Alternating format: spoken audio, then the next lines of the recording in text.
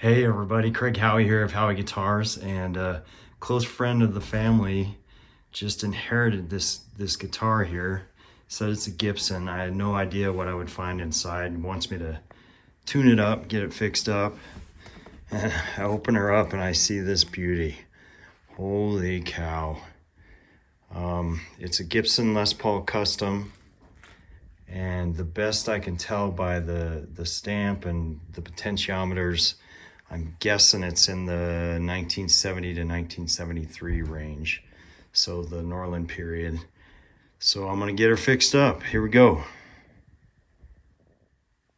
So the first thing I'm gonna do is just kind of get it cleaned up. There's, a lot of old grime, some rust on the screws. Everything just kind of needs cleaned up first. So I'm gonna take things apart here and get it cleaned up.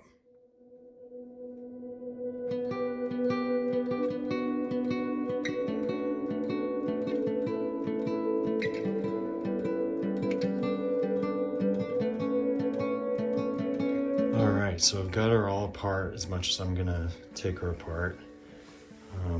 Had to really fight to get the pups out so I could clean under there. Some of the screws were really corroded, so I had to cut a notch to get them out. I'm gonna have to replace those screws, and also 2 of the tuning machine screws were bent pretty bad, so I'm gonna have to replace those.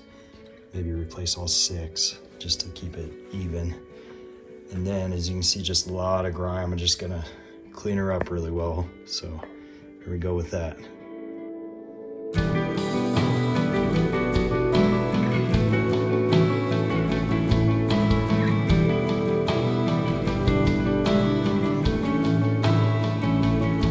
Yeah, I think I have everything cleaned up.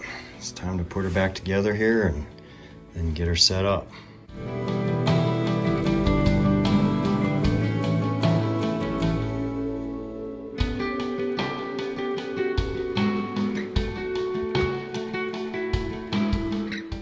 So I got a couple holes here that are kind of stripped out here and here, where those screws were bent.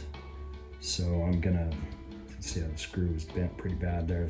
Tuning machine must have gotten hit or something. So I'm gonna use the old toothpick trick here. I'm gonna try to refill these holes and then re-drill them. So toothpick in, and then just a couple drops of cyanoacrylite. Go, let that settle, break it off. Then I'm gonna re-drill that hole and put them in that way.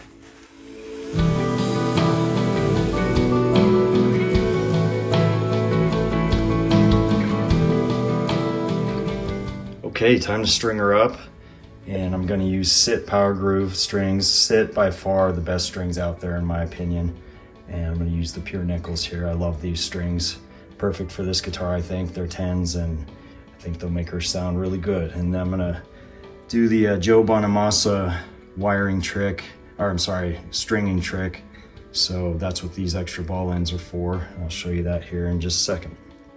So I'm not sure who first came up with this stringing technique, but I saw it for the first time myself on a rig rundown with Joe Bonamassa.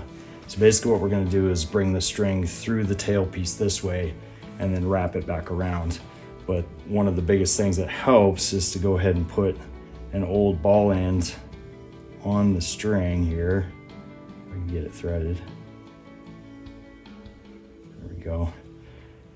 So brings the ball end here is gonna make it so this part of the string where it's wrapped will be where it bends to go back around, so that it doesn't make it bend further down here where it could be a place where it could break the string.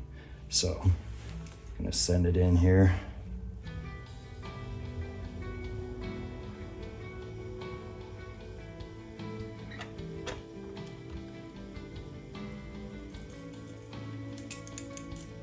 So see, that extra ball end makes it so the bend right here is nice for the string. And then I'm going to take it across and string them all that way.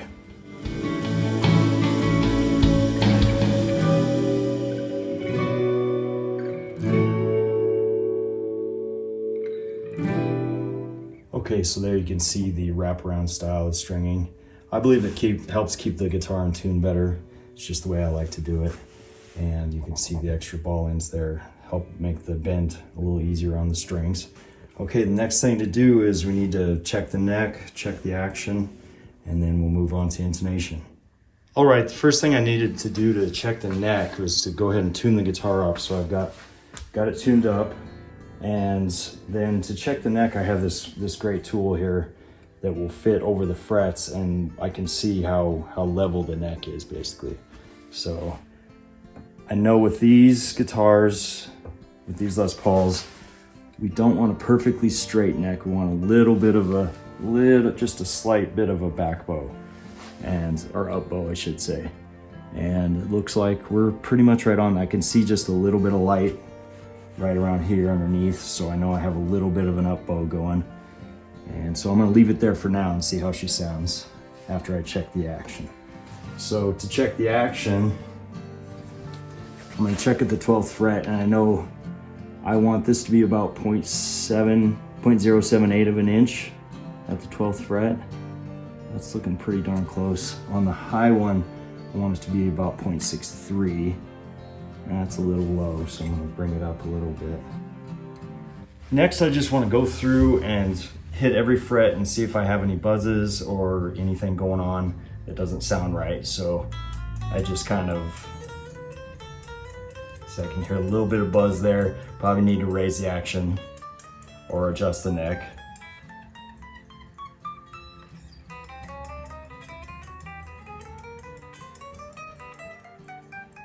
That sounds good. Now let's just go through and check every string this way.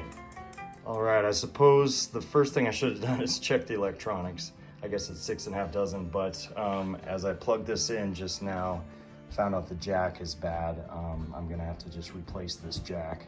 So before I can intonate the guitar, I'm gonna have to go in and replace this sucker.